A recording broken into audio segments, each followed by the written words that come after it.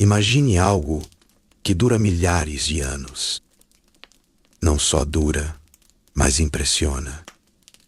Algo construído sem tecnologia moderna, mas com uma precisão de tirar o fôlego. Você sabia que o Egito Antigo fez exatamente isso? Suas construções monumentais continuam de pé, contando histórias. Pense nas pirâmides. A de Gizé, a grande pirâmide de Quéops, não era só um monte de pedras. Era um veículo. Um portal para a vida após a morte para o faraó. Acreditavam que ele, sendo divino, precisava de uma forma de ascender aos céus e se juntar aos deuses, especialmente o deus Sol Ra. E a escala? É inacreditável. A grande pirâmide usou mais de 2 milhões de blocos de pedra. Cada bloco pesava, em média, 2,5 toneladas. Alguns chegavam a pesar 15, 20, até 80 toneladas. 80 toneladas. Pense no peso de dezenas de carros modernos juntos. Como eles moveram tudo isso? Sem guindastes, sem motores. A resposta simples é engenhosidade humana. Usaram rampas, sistemas complexos de rampas, provavelmente uma combinação de rampas retas e talvez espirais ao redor da própria estrutura. Usaram alavancas e usaram uma força de trabalho organizada e habilidosa. Não eram escravos em sua maioria, mas trabalhadores pagos ou cumprindo obrigações. Geólogos, matemáticos, arquitetos, pedreiros, carregadores. Milhares deles trabalhando por décadas. A grande pirâmide levou cerca de 20 anos para ser construída. E a precisão é chocante. A base da grande pirâmide é um quadrado quase perfeito. A diferença entre o lado mais longo e o mais curto é mínima. Coisa de centímetros, em centenas de metros. Está alinhada com os pontos cardeais com uma precisão espantosa, quase perfeita em relação ao norte verdadeiro. Como conseguiram isso apenas observando as estrelas? É um mistério parcial, mas mostra um domínio da astronomia e da medição que não esperamos para aquela época. O simbolismo da pirâmide é forte. Representa os raios do sol. A forma piramidal é como os raios de sol descendo à terra, ou uma escada para o céu, permitindo a ascensão do faraó. Pense na primeira grande pirâmide, a pirâmide de degraus de Djoser em Saqqara. Ela parece uma série de mastabás, tumbas retangulares, empilhadas umas sobre as outras. Foi uma evolução. Mostra como a ideia da tumba real foi crescendo e se transformando nesse símbolo poderoso. Mas o Egito Antigo não eram só pirâmides. Eram também os templos, construções enormes, complexas, feitas para a morada dos deuses. Eles não eram lugares de reunião pública como igrejas hoje. Eram casas para as divindades, acessíveis principalmente aos sacerdotes e ao faraó. Pense em templos como Karnak ou Luxor. São cidades dentro de cidades. Levavam séculos para serem construídos e expandidos por diferentes faraós. O templo de Karnak é o maior complexo religioso já construído. Sua sala e hipostila tem 134 colunas gigantescas. Algumas são tão largas que você precisa de várias pessoas para abraçá-las. Qual a função de um templo? Garantir a ordem cósmica, Amat. Os rituais realizados pelos sacerdotes e pelo faraó alimentavam os deuses, mantinham o sol nascendo, o Nilo inundando, a vida acontecendo.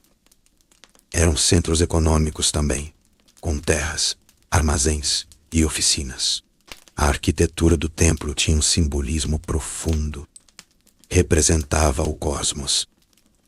O pátio externo era como o mundo exterior, caótico. A sala hipostila, cheia de colunas que pareciam juncos e papiros, representava o pântano primordial de onde o mundo surge.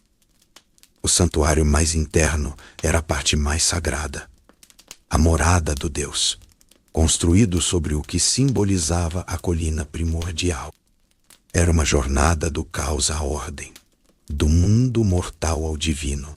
As paredes dos templos eram cobertas de hieróglifos e relevos. Não eram apenas decoração.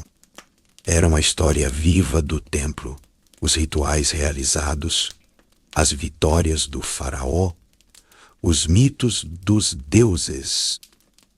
Era uma forma de comunicação com o mundo divino e uma maneira de manter a memória e o poder. E os obeliscos, aquelas agulhas de pedra altas e pontiagudas que ficavam na frente dos templos, eram monolitos, uma única peça de pedra. Eram dedicados ao deus Sol Ra. A forma pontiaguda no topo, o piramidion, era muitas vezes coberto de ouro ou eletro, uma liga de ouro e prata, para brilhar sob o sol. O simbolismo do obelisco é claro. Um raio de sol petrificado, conectando a terra ao céu. Pense no esforço para esculpir uma única peça de granito, pesando centenas de toneladas,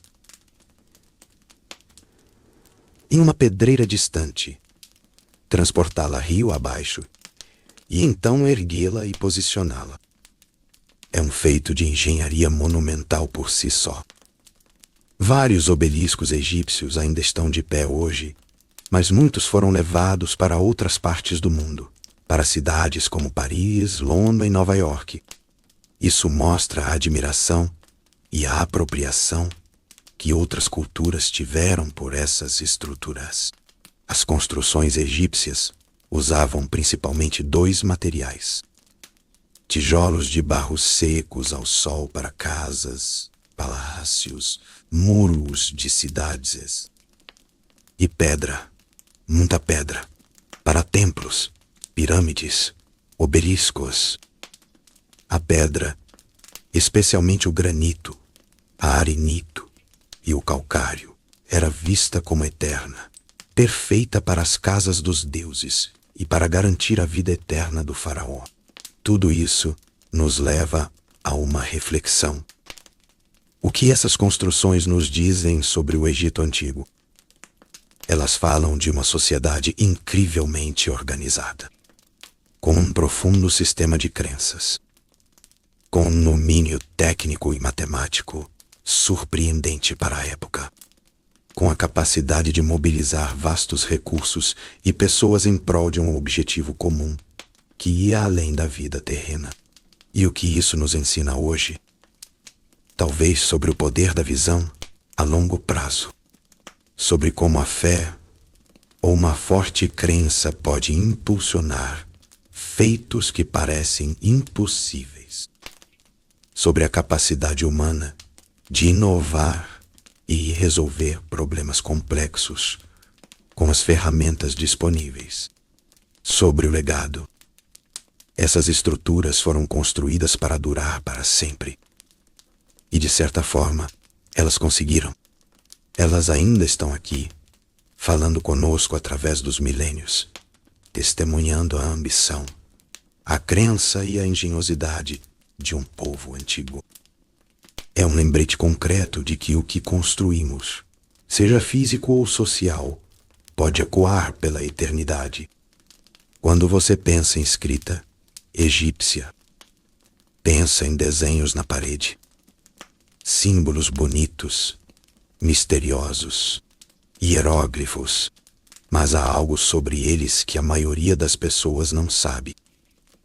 Algo que muda tudo. Não era apenas escrita, era muito mais. Era poder, magia, uma conexão direta com o divino. Sua mente vai explodir um pouco agora. Imagine um sistema de escrita que durou mais de 3.000 anos. 3 milênios. Isso é mais tempo do que a diferença entre nós e os romanos. É uma longevidade incrível. Mas o que torna isso realmente fascinante, os hieróglifos não são só pictogramas. Eles não são apenas desenhinhos representando coisas. Essa é a primeira surpresa. Sim, alguns sinais e representam-me uma coisa. Um círculo com um ponto no meio. Sol. Uma coruja. Um pássaro. Mas a grande maioria dos hieróglifos representa Iesons Ai. Exatamente como as letras do nosso alfabeto. Aquela coruja que você viu, na verdade, ela representa o som M. Uma mão representa o som D. Uma perna representa o som B. Eles tinham sinais para consoantes individuais, como o nosso alfabeto. Tinham sinais para combinações de 2 ou 3 consoantes. Eles também tinham sinais que representavam a palavra inteira, mesmo que ela fosse escrita com sons. Tipo, um desenho de um arado pode significar arado, mesmo que a palavra para arado seja escrita com sinais de som. Confuso? Espere, fica mais interessante. Eles tinham um terceiro tipo de sinal, chamado determinativo. Esse sinal não era falado. Ele era colocado no final de uma palavra escrita com sons para dizer a você sobre o que a palavra era. Por exemplo, se eles escrevessem a palavra para casa usando sinais de som, eles colocariam no final o desenho de uma casa. Se escrevessem a palavra para correr, colocariam um desenho de pernas correndo. Era um guia visual. Ajudava a diferenciar palavras que soavam parecido. Tem-se em seção e seção em português. Se você pudesse colocar um desenho de um corte no final de seção e um desenho de uma reunião no final de seção, ajudaria, certo? Os determinativos faziam isso. Então, a escrita egípcia era uma mistura complexa. Sinais de som, sinais de ideia, palavra inteira e sinais de categoria. Tudo misturado. Não havia espaços entre as palavras. Não havia pontuação. E eles podiam escrever da direita para a esquerda, da esquerda para a direita ou até de cima para baixo. Como você sabia para onde ler? Simples. Os rostos das pessoas ou animais nos hieróglifos sempre olhavam para o início da linha. Você lia a reina, direção para onde eles estavam olhando. Incrível, não é? Toda essa complexidade em cada desenho. Agora, a grande questão. De onde isso veio? Os egípcios antigos tinham suas próprias histórias. Diziam que a escrita foi um presente do deus Thoth, o deus da sabedoria e do conhecimento. Era algo sagrado desde o início. Academicamente, vemos que a escrita hieroglífica surgiu por volta de 3.200 AC. Não apareceu do nada. Ela evoluiu de símbolos e desenhos usados para contabilidade e identificação em comunidades pré-dinásticas. Eles precisavam registrar quem possuía o quê, quanto de grão foi armazenado, quem era o rei. A necessidade prática de uma administração complexa ajudou a impulsionar o desenvolvimento dessa escrita formal. Mas eles não pararam na praticidade. A função dos hieróglifos vai muito além de registrar fatos. Aqui está o segredo. Os egípcios acreditavam que as palavras escritas, especialmente os hieróglifos, tinham poder. Ter o nome de alguém escrito era fundamental para a existência dessa pessoa, tanto na vida quanto na morte. Destruir o nome escrito de alguém era uma forma de tentar apagar essa pessoa da existência. Quando os hieróglifos eram esculpidos nas paredes de templos e tumbas, não era apenas para contar uma história, era para rebativar essa história, para tornar real a ação descrita, para perpetuar a vida retratada. Pense nos templos. Eles eram as casas dos deuses. Os hieróglifos nas paredes registravam hinos, rituais, oferendas ao Deus, as vitórias do faraó. Mas a escrita era parte do ritual. A presença dos hieróglifos ajudava a garantir que a oferenda fosse aceita, que o ritual fosse eficaz, que a ordem cósmica fosse mantida. Eles comunicavam diretamente com o divino. Eram a voz silenciosa dos rituais eternos. E nas tumbas? Aqui a coisa fica ainda mais profunda. As tumbas eram portais para a vida após a morte. Os hieróglifos cobriam as paredes do chão ao teto. Textos de sarcófagos, textos das pirâmides, o livro dos mortos. Esses textos não eram apenas livros para ler no além. Eram mapas, guias, senhas mágicas, feitiços de proteção, garantias de provisões.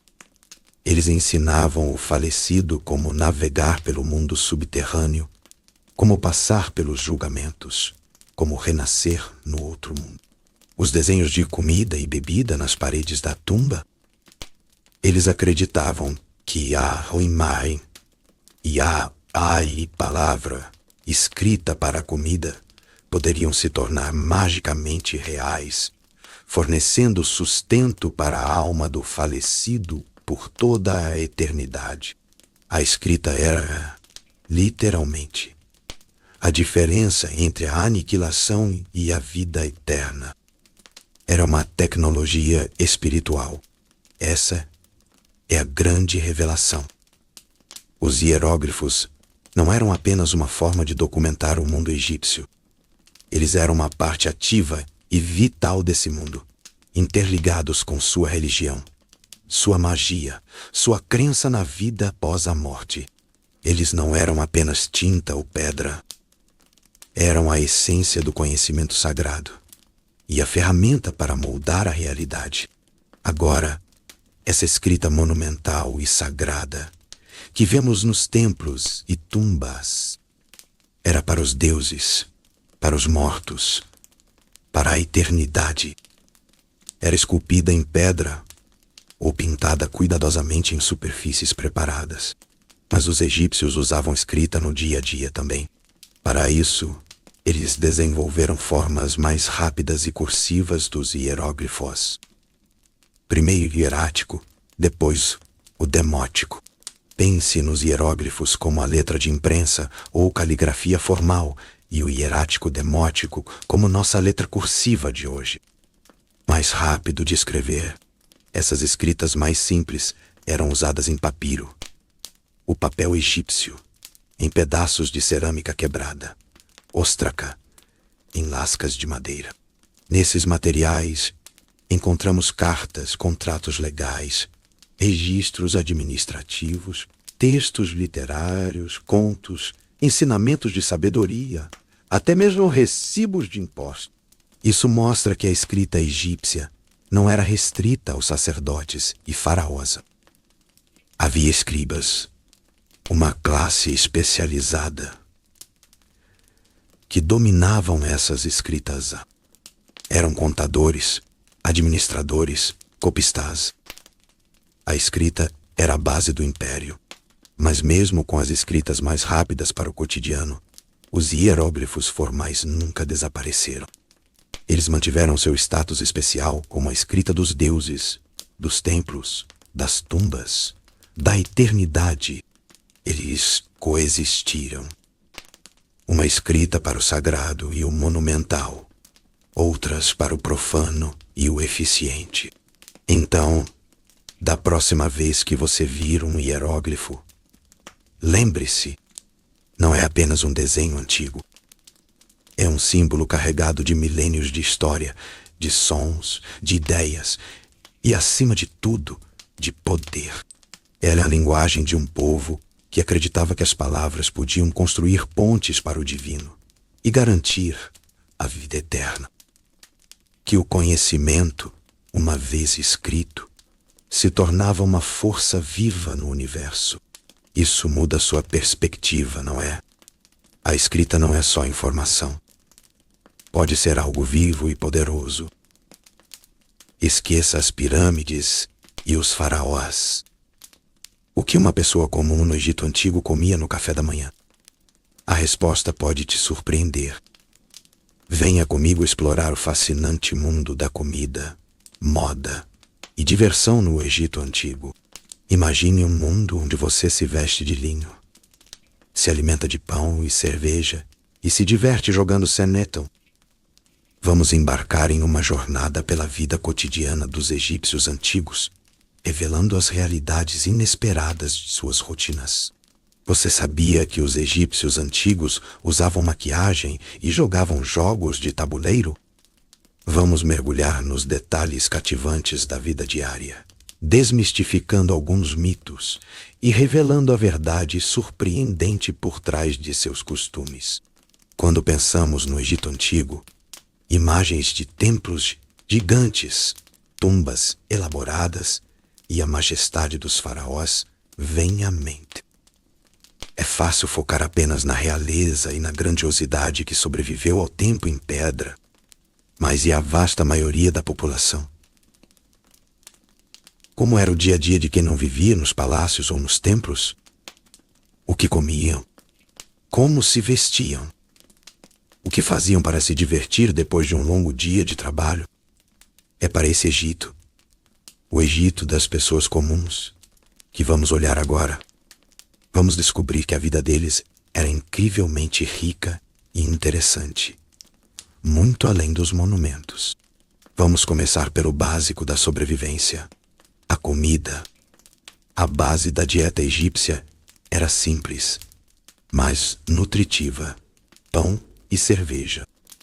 Sim, cerveja era uma bebida fermentada, de baixo teor alcoólico, muito mais nutritiva do que a água da época e consumida por adultos e até crianças. Não era a cerveja que conhecemos hoje, mas uma parte essencial da alimentação diária, rica em vitaminas do complexo B. O Nilo era o grande provedor.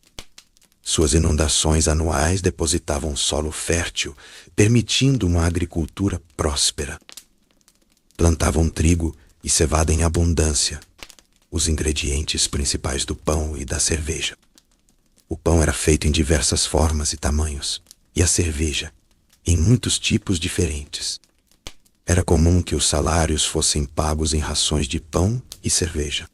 Além dos cereais, cultivavam uma variedade enorme de vegetais. Frutas como tâmaras, figos, uvas e melões complementavam a dieta. Mel era o principal adoçante.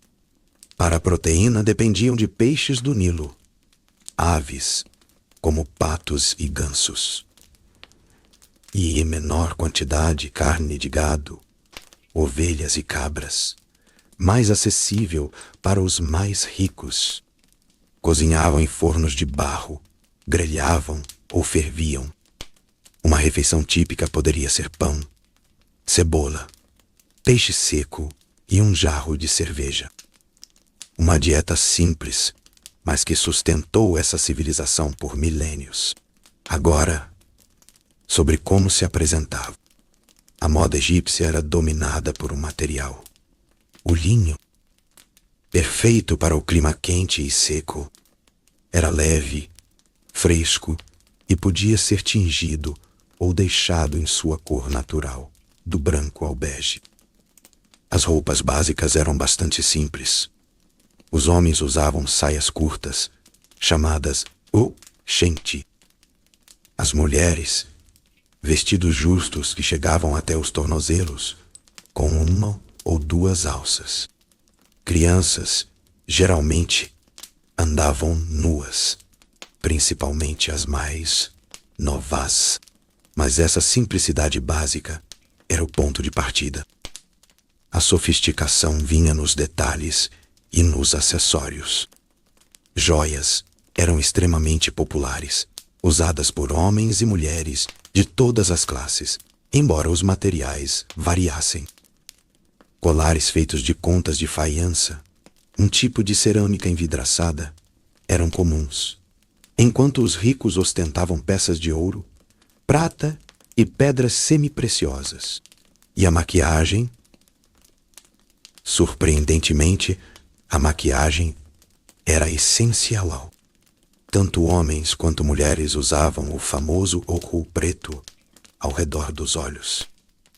Não era apenas por beleza, embora a linha alongada tivesse um apelo estético. Acredita-se que o kohl ajudava a proteger os olhos do sol intenso e das moscas, além de ter propriedades antibacterianas. O uso de pigmentos vermelhos nas bochechas e lábios também era comum. E perucas. Egípcios de ambos os sexos e status social raspavam a cabeça ou cortavam o cabelo curto para higiene e conforto no calor, e usavam perucas feitas de cabelo humano ou fibras vegetais em ocasiões sociais. A moda egípcia mostra que eles se preocupavam bastante com aparência, higiene e proteção, combinando praticidade com um senso estético forte. Mas a vida não era só trabalho e sustento. Egípcios antigos sabiam se divertir. Música e dança eram partes importantes da vida social e religiosa. Tinham instrumentos como harpas, liras, flautas e tambores. Festivais religiosos eram grandes eventos públicos, repletos de banquetes, música, dança e procissões, oferecendo oportunidades de lazer e interação social para todos. E jogos. Eles adoravam jogos de tabuleiro. O mais famoso é o Senet, um jogo de estratégia para 2 jogadores, cujas regras exatas ainda são debatidas, mas claramente envolvia mover peças por um tabuleiro em forma de grade. Tábuas de Senet foram encontradas em tumbas de reis e pessoas comuns, mostrando sua popularidade em todas as camadas sociais. Havia outros jogos de tabuleiro, jogos de bola e até jogos com dados. Brinquedos simples como bonecas de madeira e animais de argila eram feitos para as crianças. A diversão no Egito Antigo ia de atividades intelectuais como jogos de tabuleiro a grandes celebrações comunitárias com música e dança. A vida cotidiana no Egito Antigo, longe da imagem talvez distante dos faraós e pirâmides, era vibrante e cheia de particularidades. Eles tinham uma dieta baseada no que a terra e o rio ofereciam, uma moda adaptada ao clima, mas cheia de expressão pessoal através de acessórios e cosméticos, e uma variedade de formas de entretenimento que mostram que o desejo por lazer e interação social é algo atemporal. Entender esses aspectos nos dá uma visão mais completa e humana dessa civilização fascinante, mostrando que as necessidades e prazeres básicos da vida não mudam tanto ao longo dos milênios. Viver no Egito Antigo tinha seus desafios, claro, mas também seus sabores, seus estilos e suas alegrias. Esqueça tudo que você pensa saber sobre o Egito Antigo. Não eram só pirâmides, faraós e múmias. Havia um segredo profundo, um segredo sobre ciência e conhecimento que vai realmente te surpreender. Vamos falar sobre a medicina egípcia. Você pode pensar que era só mágica e rituais. E sim, havia um lado místico. Mas o que as descobertas nos mostram é algo totalmente diferente. Eles eram médicos de verdade. Eram cirurgiões, farmacêuticos. Eram incrivelmente avançados para a época. Imagine isso. Há mais de 4.000 anos, no Egito, existiam especialistas médicos, dentistas que tratavam abscessos e faziam pontes dentárias, oftalmologistas que cuidavam dos olhos, até cirurgiões de cabeça que talvez realizassem trepanações. É difícil acreditar, mas a evidência está lá. Pense nos papiros médicos. O papiro de Edwin Smith, por exemplo, não é um livro de feitiços. É um manual cirúrgico. Descreve diagnósticos, tratamentos e prognósticos para 48 tipos de lesões. Fraturas, luxações, feridas, com uma abordagem que lembra a ciência moderna. Examinar o paciente, determinar o que está errado, propor um tratamento e prever o resultado. Uma doença que eu vou tratar, uma doença com a qual eu vou lutar, uma doença que não pode ser tratada. Isso é pragmatismo puro. O papiro Ebers é outro tesouro. Contém centenas de receitas médicas, remédios para problemas digestivos, respiratórios, cardíacos. Usavam plantas como salgueiro, que contém um composto parecido com a aspirina, mel como antisséptico natural, minerais, partes de animais. Eles tinham conhecimento farmacológico vasto, baseado em observação e experimentação, e a cirurgia. Encontraram instrumentos cirúrgicos de bronze. Evidências em esqueletos mostram ossos fraturados que foram imobilizados e curados corretamente. Amputações bem-sucedidas.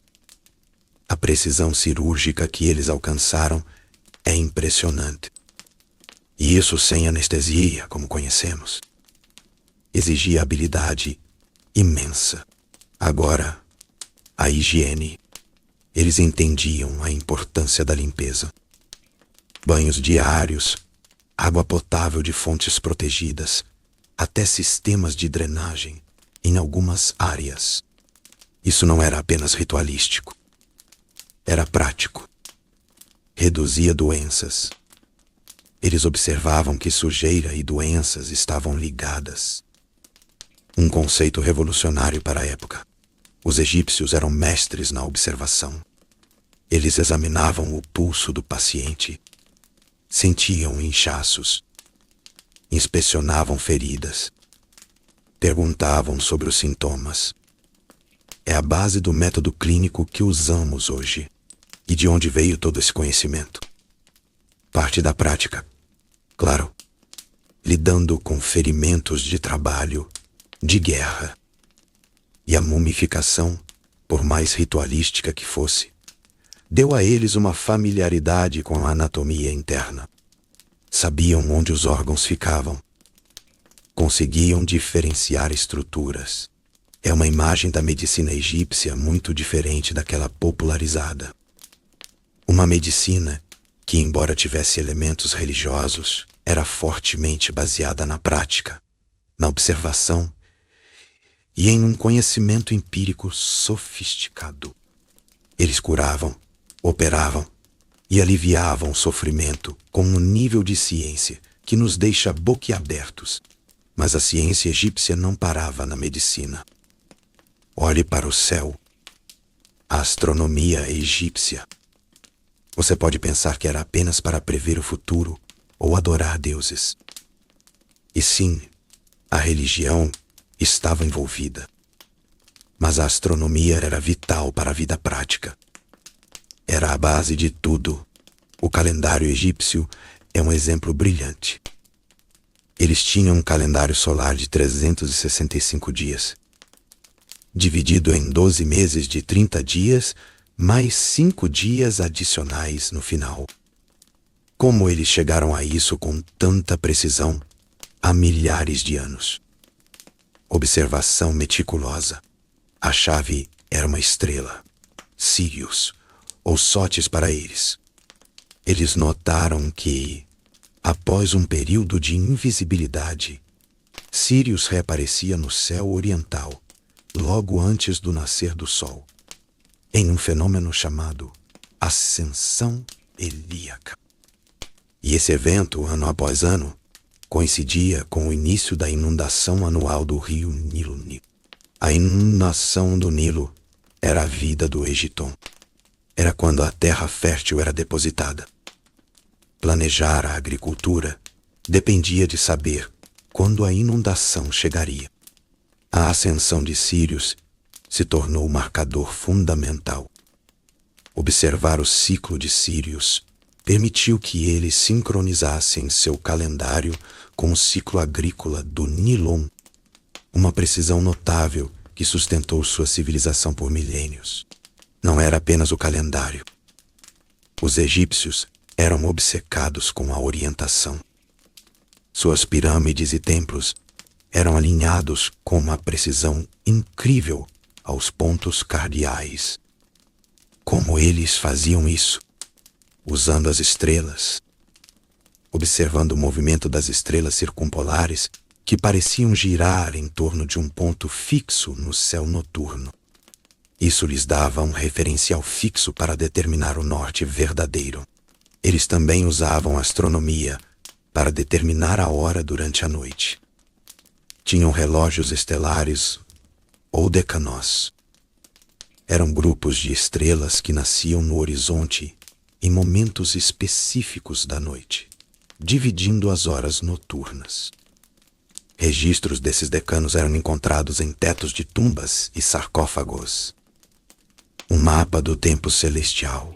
Durante o dia, usavam relógios de sol. Desenvolveram diferentes tipos para maior precisão ao longo do dia. E para a noite, tinham clepsidras, relógios de água, que permitiam medir o tempo mesmo quando as estrelas não eram visíveis. Essa astronomia não era só teórica. Era profundamente aplicada. Governamental, religiosa, agrícola. Era a ciência que mantinha o ritmo da sociedade. Mostra um nível de sofisticação e organização baseado na compreensão dos ciclos celestes que é de tirar o fôlego. E o que sustentava tudo isso? A matemática egípcia. Você pode pensar em números hieroglíficos estranhos. Sim, a notação pode parecer diferente, mas os princípios eram sólidos e extremamente práticos. A matemática era a espinha dorsal da administração egípcia. Eram mestres na contabilidade. Registravam a produção agrícola, os impostos, os bens nos armazéns. Precisavam de um sistema eficiente para somar, subtrair, multiplicar e dividir. Seu sistema de numeração era decimal, baseado em potências de 10. Tinham símbolos para 1, 10, 100, 1000 e assim por diante. Podiam escrever números enormes usando esses símbolos. A multiplicação e a divisão eram feitas de formas diferentes das nossas, muitas vezes usando duplicação e adição. Pode parecer trabalhoso, mas funcionava. Eles conseguiam resolver problemas complexos de cálculo e as frações. Esse era um desafio para eles. Usavam principalmente frações unitárias, ou seja, frações com um numerador comum.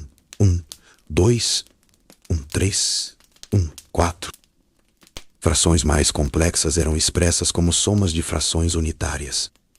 Por exemplo, 2, 3 era escrito como 2e 6.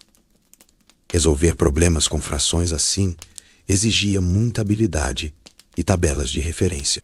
Mas a matemática prática mais visível está na construção. Pense nas pirâmides, a precisão de seus ângulos, a uniformidade dos blocos, o alinhamento. Isso não é magia, É matemática aplicada em grande escala. Eles calculavam as inclinações das pirâmides, o que chamavam de séquede.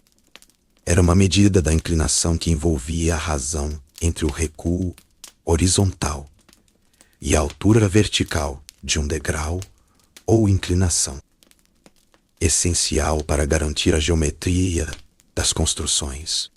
Eles calculavam áreas de campos após a inundação, para fins de imposto e planejamento. Áreas de retângulos, triângulos. Tinha uma fórmula para a área de um círculo que, embora não usasse nosso π, era uma aproximação muito boa. Mostra uma compreensão avançada de geometria para a época.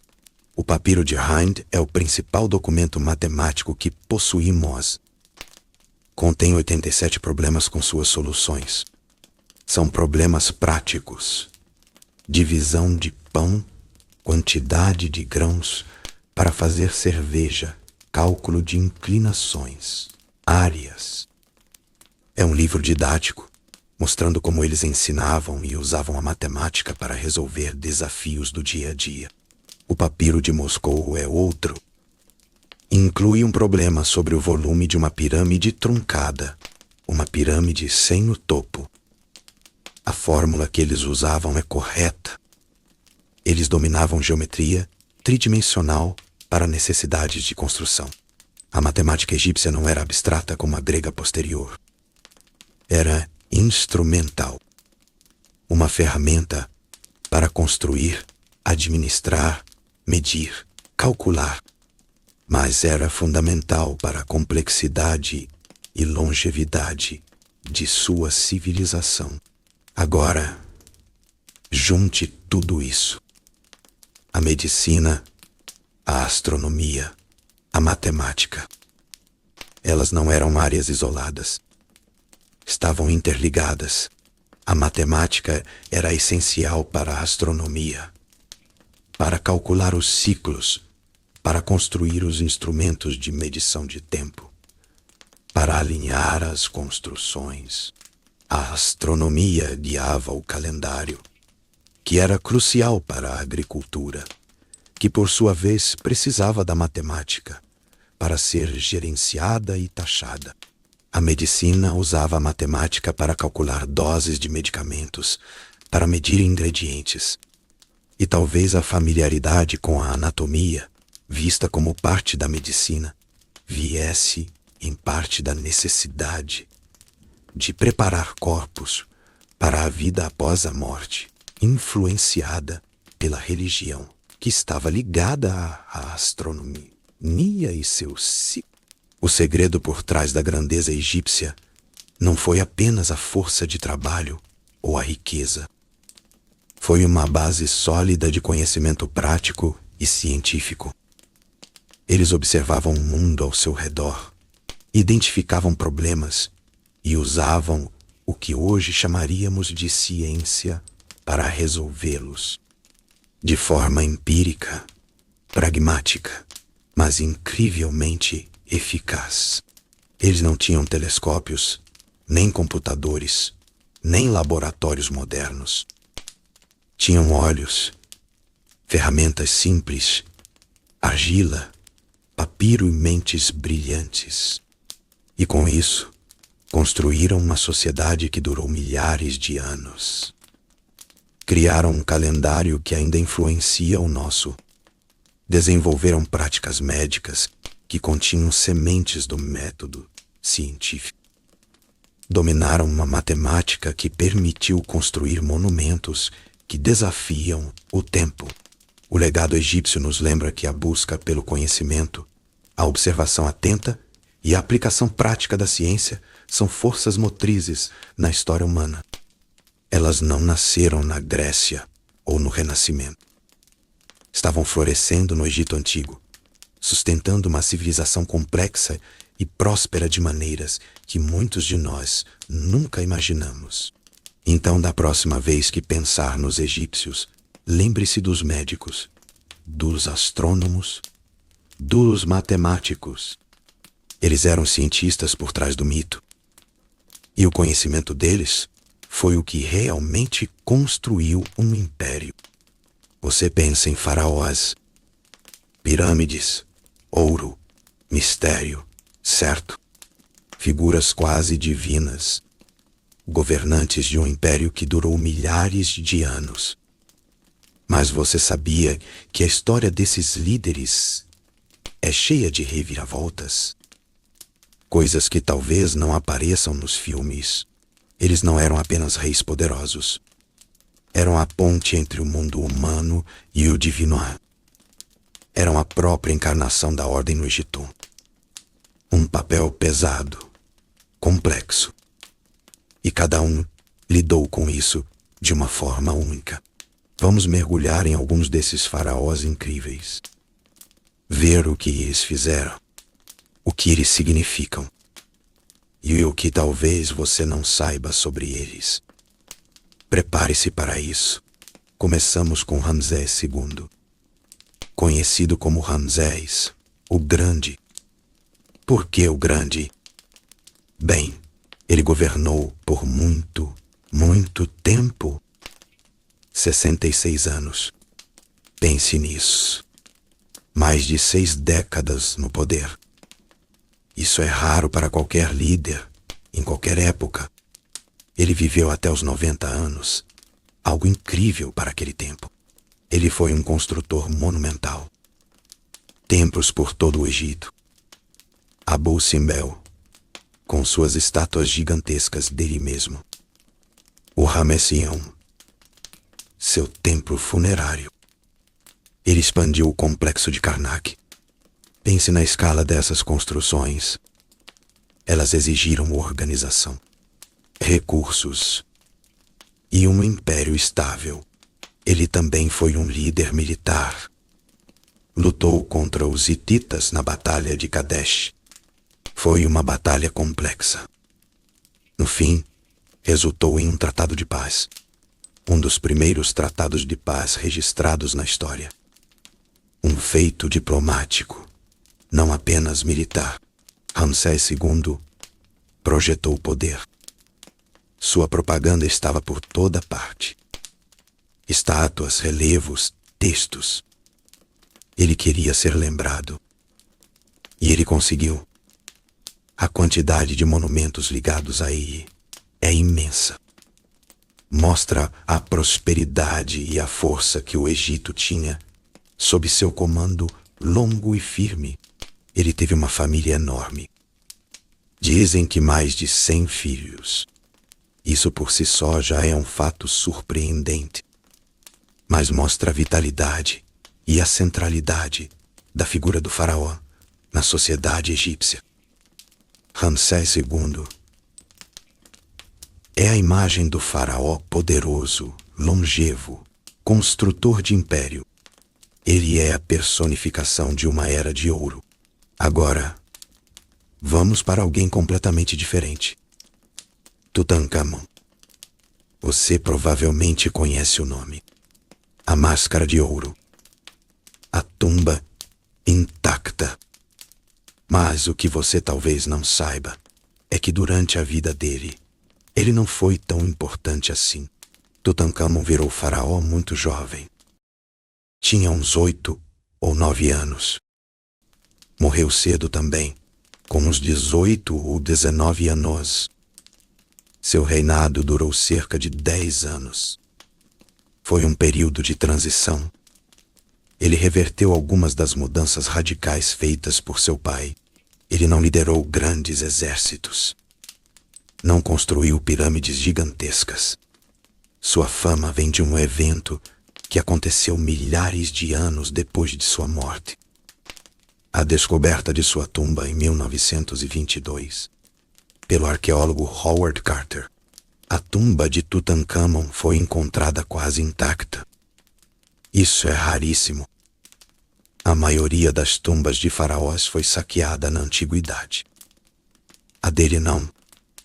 Isso deu ao mundo uma janela única para ver como era a vida e a morte de um faraó. Uma riqueza inacreditável de artefatos. Mais de 5.000 objetos. Móveis, joias, armas, carruagens, tudo o que ele precisaria para a vida após a morte.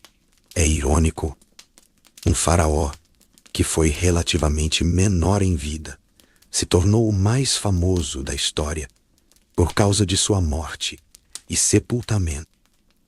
A tumba de Tutankhamon revelou detalhes sobre a arte, a tecnologia, as crenças funerárias, a vida na corte egípcia de forma sem precedentes.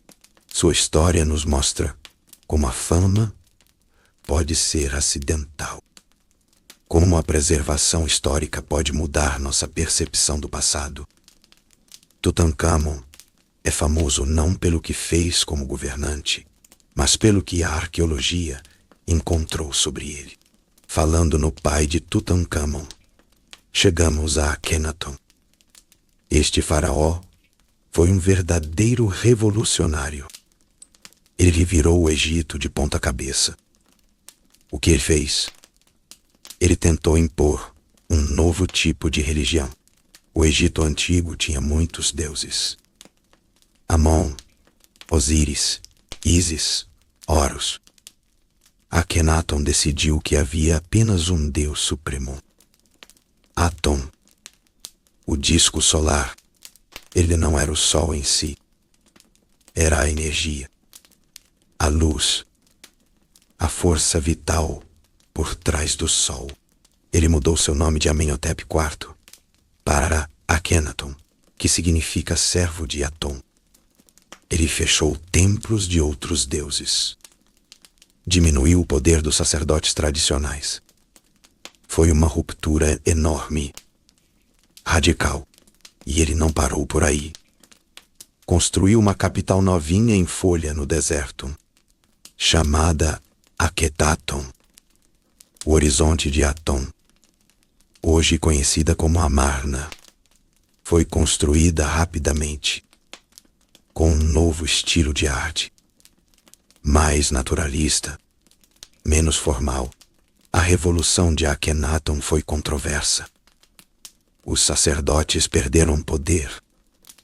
A população, acostumada a adorar muitos deuses, pode ter ficado confusa. Não sabemos exatamente o quanto essa nova religião foi aceita pelo povo comum. Seu reinado durou cerca de 17 anos. Depois que ele morreu, houve uma tentativa de desfazer tudo o que ele fez. Seus monumentos foram vandalizados. O nome de Aton foi apagado. Akhetaton foi abandonada. E Tutankhamon, seu filho, restaurou o culto aos deuses antigos. A história de Akhenaton foi quase apagada dos registros egípcios. Akhenaton nos mostra a tentativa radical de mudar uma sociedade inteira, usando a religião como ferramenta. Foi uma experiência ousada, mas que não durou. A volta à tradição foi forte. Ele é um exemplo de como a história pode ser reescrita, ou quase apagada. Finalmente, vamos para a última faraó do Egito, Cleópatra VII. Ela não é tão antiga quanto Ramsés ou Tutankhamon. Viveu muito tempo depois deles. E a história dela é mais ligada a Roma do que ao Egito tradicional. Cleópatra não era puramente egípcia. Ela pertencia à dinastia Ptolomaica, fundada por um dos generais de Alexandre o Grande, uma dinastia de origem grega que governou o Egito por quase 300 anos. Mas Cleópatra foi a primeira de sua linhagem a aprender a língua egípcia, um sinal de sua inteligência e sua tentativa de legitimar seu poder. Ela era conhecida por sua sagacidade política e inteligência. Falava várias línguas. Era charmosa. Usou tudo isso para negociar com os poderosos romanos que estavam começando a dominar o Mediterrâneo. Sua história é famosa por seus relacionamentos com dois dos homens mais poderosos de Roma, Júlio César e Marco Antônio. Ela usou essas alianças para tentar manter o Egito independente, ou pelo menos sob controle egípcio. Ela viajou para Roma, impressionou a elite romana, mas o Egito estava enfraquecido e Roma estava em ascensão. A batalha final com Otávio, o futuro imperador Augusto, selou o destino dela e do Egito. Após a derrota, Cleópatra tirou a própria vida. Com a morte de Cleópatra, a era dos faraós egípcios chegou ao fim. O Egito se tornou uma província romana. Sua história é uma mistura de política internacional, poder pessoal e a luta desesperada de um reino antigo contra o domínio de um império em crescimento. Ela é mais uma figura política e diplomática do mundo helenístico do que uma faraó tradicional construindo pirâmides. Veja a diversidade nesses poucos exemplos. Ramsés, o construtor e guerreiro de um império sólido. Tutancâmon, famoso por sua tumba, não por seus feitos. Akhenaton, o visionário religioso que fracassou. Cleópatra, a estrategista política que lutou contra Roma. Cada um deles, à sua maneira, moldou e refletiu a história do Egito antigo. Eles mostram que ser faraó não era uma coisa só. Era um papel que mudava, dependendo da época, das circunstâncias, da personalidade. A história deles ainda nos fascina. Nos templos, nos museus, nos livros. Por que isso? Talvez porque eles representam o pico de uma civilização antiga e complexa. Eles nos mostram a ambição humana, a crença no divino, o poder da liderança e a fragilidade dos impérios. O que podemos levar disso para nós hoje? Talvez a percepção de que o poder vem em muitas formas, não só pela força, mas pela influência, pela crença, pela inteligência, e que mesmo os mais poderosos enfrentam mudanças e desafios. A história desses grandes faraós nos lembra da profundidade do tempo, de como as sociedades evoluem e de como as ações de poucos podem ter ecos que duram milênios. Eles deixaram um legado que ainda estamos descobrindo e que continua a nos ensinar sobre a complexidade da natureza humana e do poder. Você pensa no Egito Antigo? O que vem à sua mente? Pirâmides imponentes, faraós majestosos, um povo que adorava o sol e construía monumentos eternos. Uma civilização de paz, talvez, focada em seus deuses e na vida após a morte. Essa é a imagem que temos, não é? Mas a verdade é um pouco diferente. Muito diferente. Na verdade, a história que nem sempre te contam é que o Egito Antigo foi, por longos períodos, um império. E impérios não nascem nem se mantêm com base apenas em rituais religiosos ou colheitas fartas. Eles se constroem e se defendem com força, com guerra, com conquistas sangrentas e, eventualmente, caem. Vamos falar sobre a verdade das guerras, conquistas e a longa decadência do Egito que a maioria das pessoas não conhece. Esqueça a ideia de um Egito sempre isolado e pacífico. Desde muito cedo, a necessidade de proteger suas fronteiras ricas e controlar recursos vitais como o Nilo forçou o Egito a olhar para fora e muitas vezes a lutar. Mesmo no Reino Antigo, a era das grandes pirâmides já existiam expedições militares.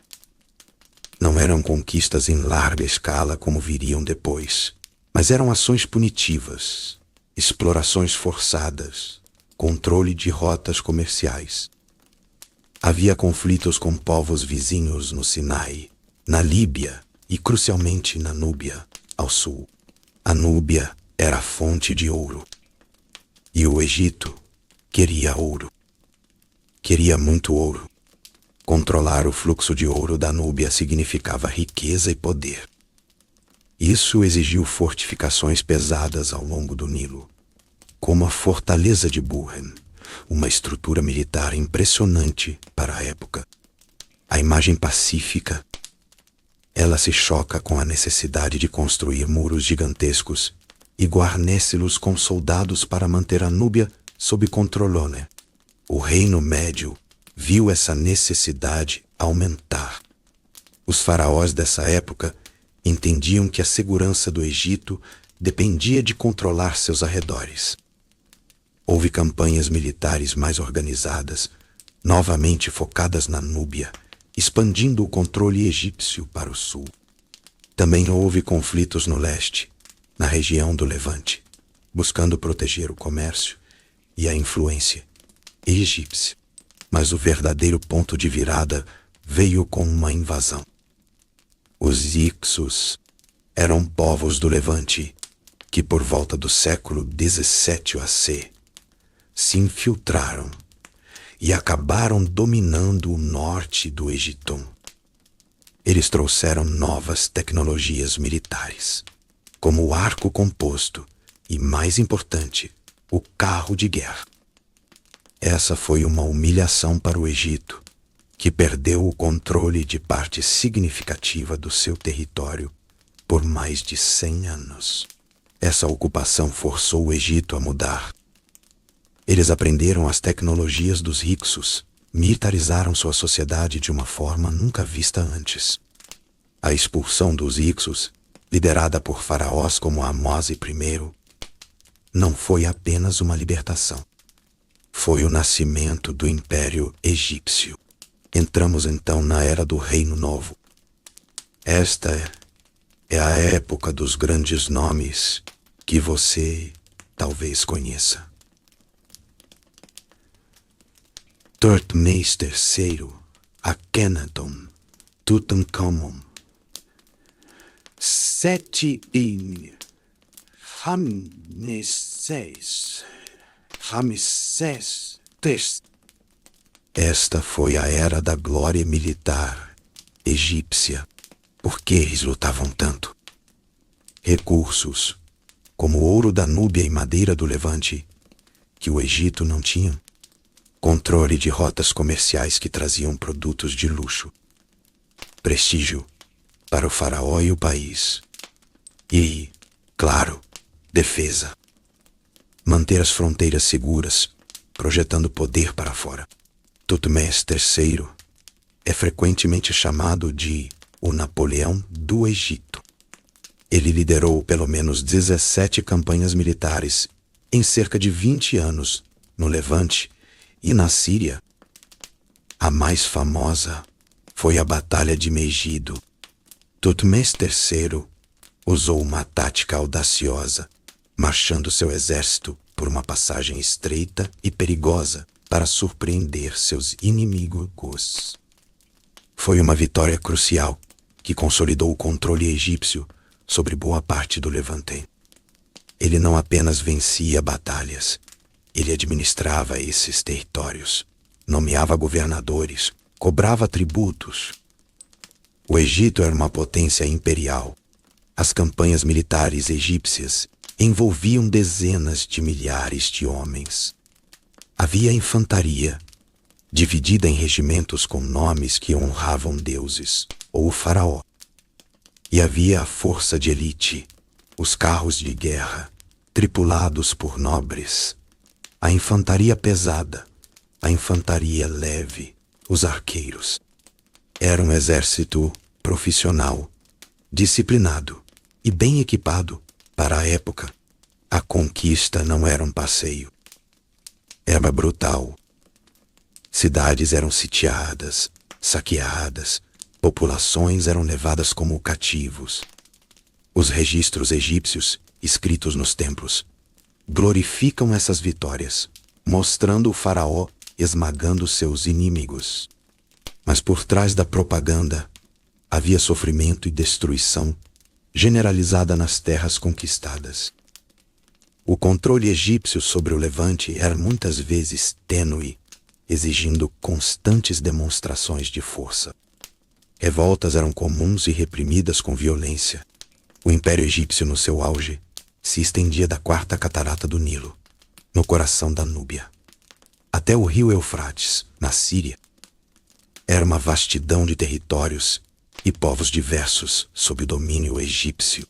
Ramsés II é outro nome gigante. Ele é famoso por seus templos grandiosos e por sua longa vida. Mas ele também foi um guerreiro. Seu grande confronto foi contra outro império crescente na região, os hititas da Anatólia, atual Turquia. O choque aconteceu na Batalha de Kadesh, por volta de 1274 AC. Ramsés II liderou seu exército contra o exército hitita em uma das maiores batalhas de carros de guerra da história. Os egípcios falam dessa batalha como uma grande vitória, com Ramsés II heroicamente salvando o dia. Mas a verdade, olhando os registros de ambos os lados, é que foi um empate caro. Ambos os lados sofreram perdas pesadas e nenhum conseguiu derrotar o outro decisivamente. O resultado de Kadesh não foi a dominação egípcia sobre os hititas, mas sim o primeiro tratado de paz conhecido na história, assinado anos depois entre Ramsés II e o rei hitita. Foi um reconhecimento mútuo de limites e uma aliança contra ameaças externas. Isso mostra que mesmo no seu auge, o Egito tinha rivais poderosos e não podia simplesmente conquistar quem quisesse. A guerra tinha seus limites e seus custos, e esses custos eram altos. Manter um império exigia um exército grande, campanhas constantes, administração complexa e cara. A riqueza que vinha das conquistas e do tributo sustentava o Estado, os templos e as elites, mas também drenava recursos.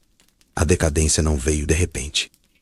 Foi um processo lento e doloroso, que começou mesmo durante o auge do Império.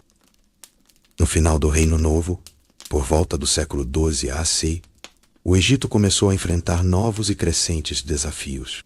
Havia problemas internos. A economia estava tensa. A influência dos sacerdotes, especialmente os de Amon em Tebas, rivalizava com a do faraó. A corrupção e a instabilidade se infiltravam, e havia as ameaças externas. Povos da Líbia pressionavam as fronteiras do oeste. Rebeldes na Núbia tentavam se libertar. E então veio um cataclisma regional, a crise do Bronze Final, que viu o colapso de várias civilizações no Mediterrâneo e Oriente Médio. Nesse período, surgiram os povos do mar. Ninguém sabe exatamente quem eram os povos do mar. Eram talvez confederações de diversos grupos do Mediterrâneo, deslocados por guerras, fomes ou migrações em massa.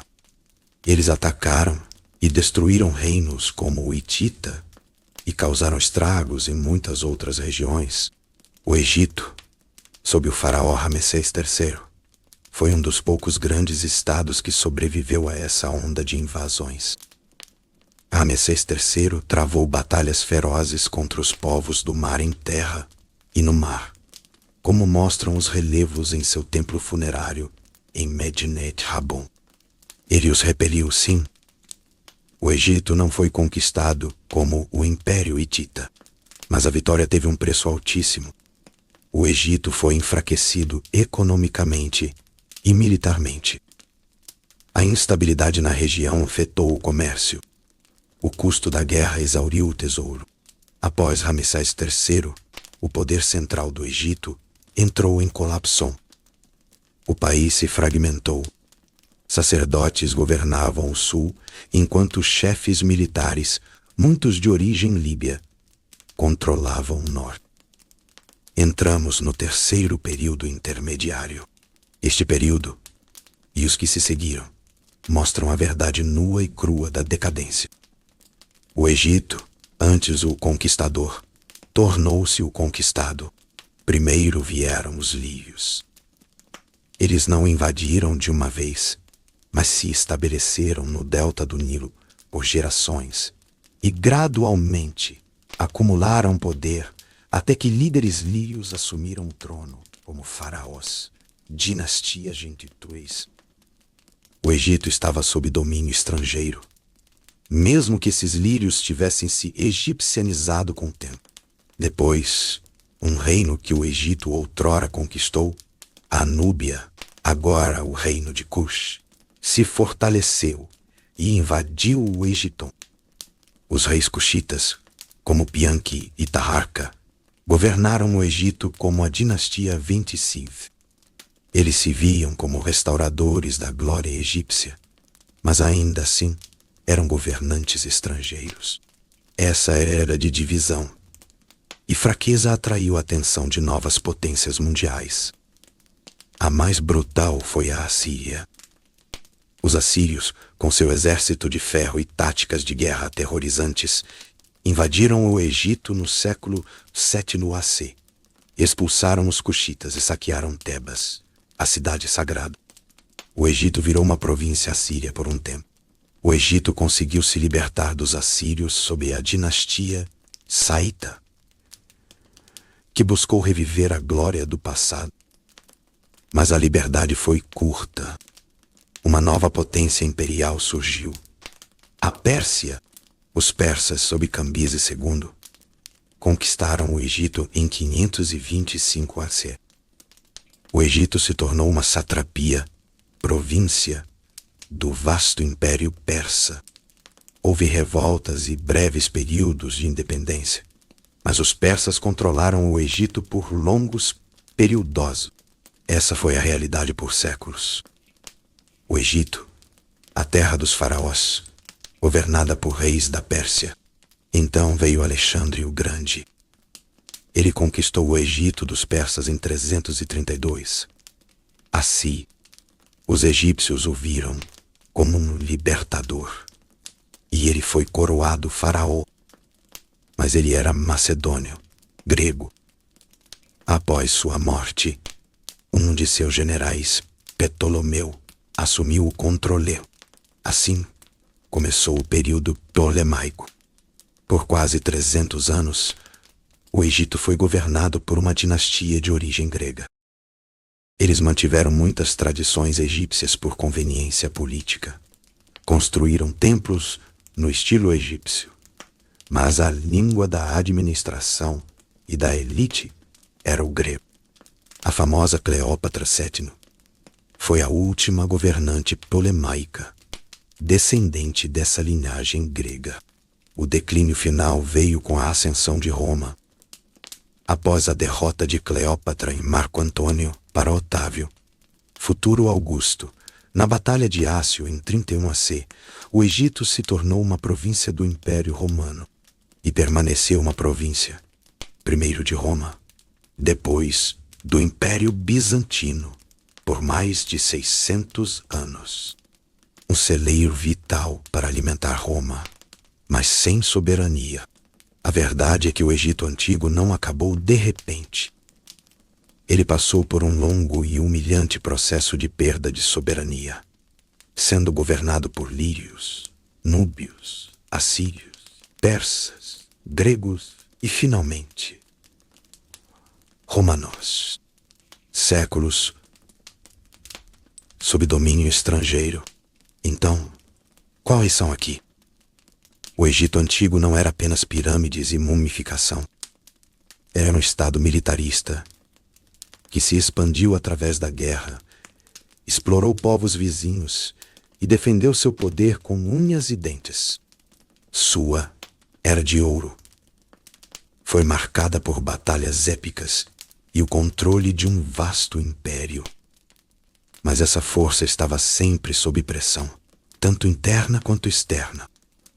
E quando a força falhou, a decadência se instalou, transformando o poderoso conquistador em objeto de conquista para potências mais novas e dinâmicas.